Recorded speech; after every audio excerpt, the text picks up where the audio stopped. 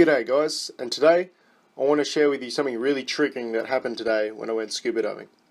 Before I jump right into it, I'll just give you the backstory so you can properly appreciate just how terrifying and bigoted this was.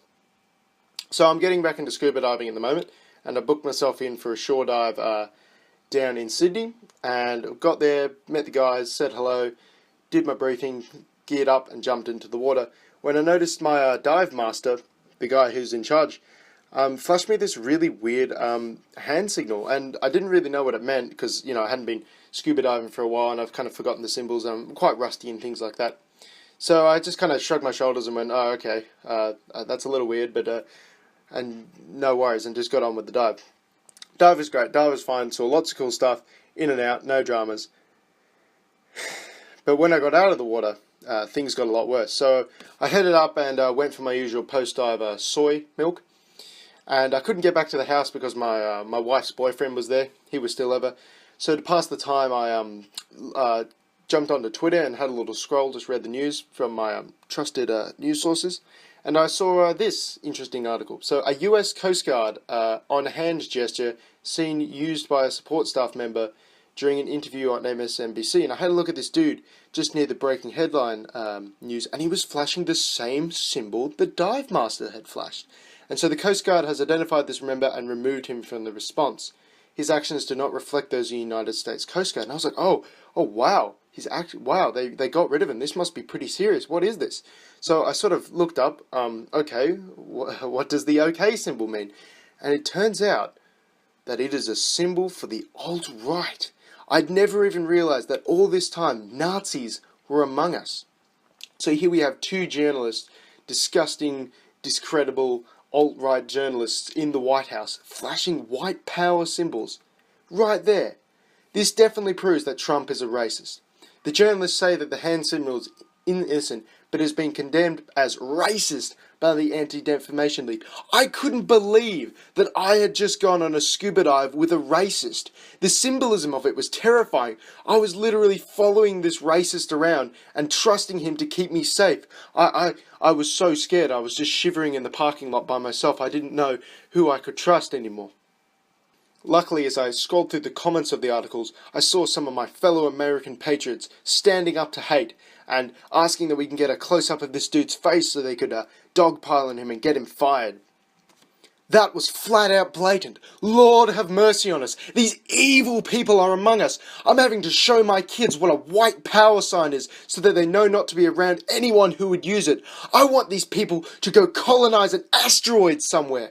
They have always been among us. White privilege has allowed some of us to ignore it. They were just waiting until they could be unleashed to publicly show their bigotry. Black Lives Matter and CAP have always been right. Some of these people are cops, judges, ICE enforcers.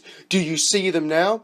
And yes, I do see them now. As I scrolled through Twitter and through BuzzFeed, I saw that even at the recent Kavanaugh hearing, there was someone right there on TV flashing a white power symbol.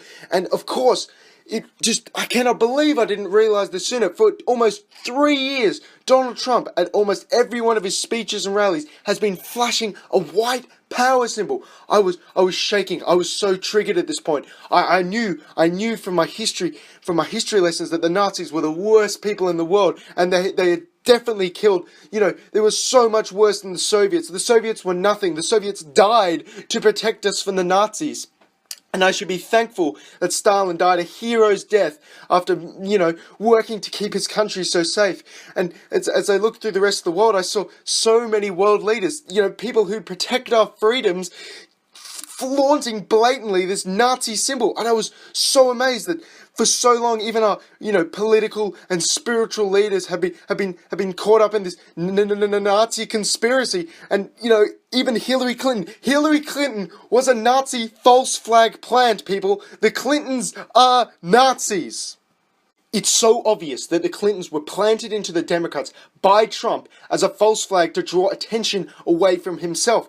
Ironically enough, the Democrats and the Republicans were both Nazis in the 2016 election. We know that Trump and Clinton were close. They're close family friends. They've been mixing for years. People used to think Trump was a Democrat, and he may as well have run as a Democrat because they would have been a Nazi either way. Look at him flaunting this hand sign to millions and billions of people throughout the world who will be influenced by this hand sign to go out and lynch people.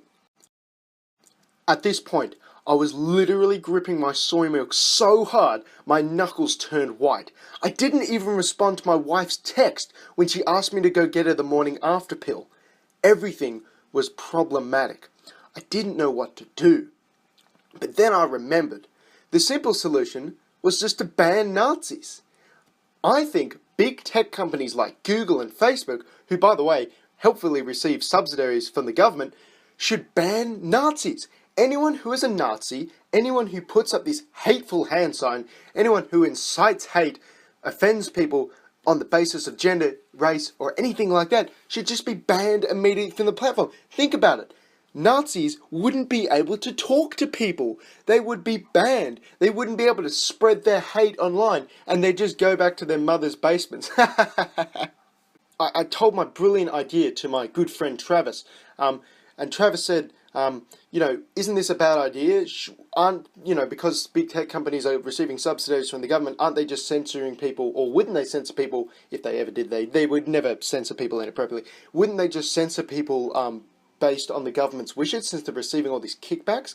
And I said, no way, Travis, that's so stupid. How could you ever think about that? He said, look, man, I think we should just have like a free and open internet for all. I think free speech is really important for diffusing situations such as political extremism. He even said there should be such thing as an internet bill of rights, and people shouldn't get chucked off the internet unless they incite violence in a credible manner, such as threatening to murder someone or threatening to steal someone's property, or spamming online, like constant spam mail, something like that. At this point, I accused Travis of being a Nazi, and then once I wrestled his phone out of his grasp, I saw that he had subscribed to David Leyenhelm's channel on YouTube. At that point, I was disgusted. He was one of them. I quickly ran out the door before he could flash a white power symbol. Why didn't he get it? It's so obvious. To defeat fascists, we should just concentrate all the power in the hands of the government. Then the fascists could never get in control. I just don't see why he didn't get this. He kept talking about small government and free market and voluntarism and all these buzzwords. It's so silly. It's just I just knew they were just code words for Nazi. And when he was talking about David Leyenhelm, he was really talking about Goebbels. So yeah, guys, to sum up, I had a really triggering day today, but I'm going to go to bed with a hot water bottle and another soy milk, and I'll get better soon. So thanks for sticking around, and have a good one.